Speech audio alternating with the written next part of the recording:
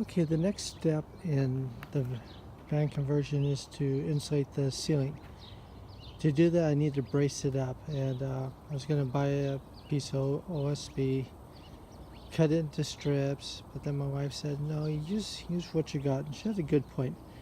And looking through what I have, and I got a 24-inch by 48-inch piece of 3/4-inch plywood here that's slightly warped. Can you see that?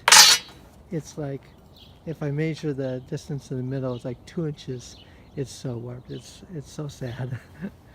But what I'm going to do is I can cut that into 4-inch wide strips, glue them together into a 6'4" length, so I can use it as a brace.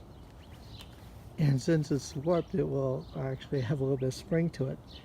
And so I should have, like, by doing that, I should end up with 3 braces from that useless piece of wood. So that's a good use of it, so that's what I'm going to do. Okay, and there I have the pieces cut. Here are my first 2, measured out to be 6'4". I will be gluing them together with Titebond 2 glue. Please note this glue is sat in the garage for a couple years in heat, so it is the wrong color, but it still almost flows. And if I'm going to use it up, I'm going to use it up on doing scrap projects like this, not on my good build.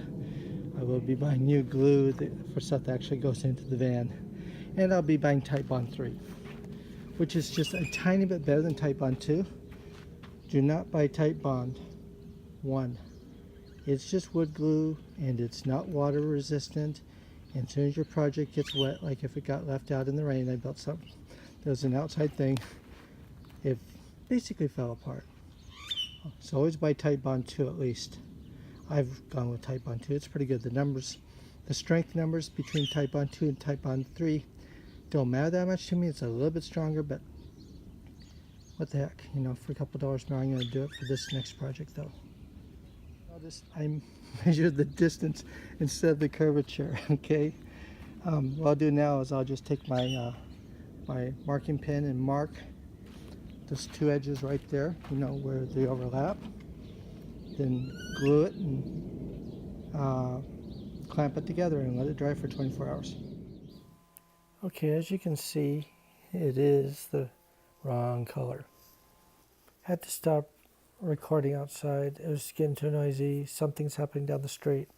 Anyways, I decided to make 6 braces, enough clamps for that. Don't have enough to make another brace, which another set of 3 braces. So I'll let the glue cure for 24 hours, so it should be ready for tomorrow.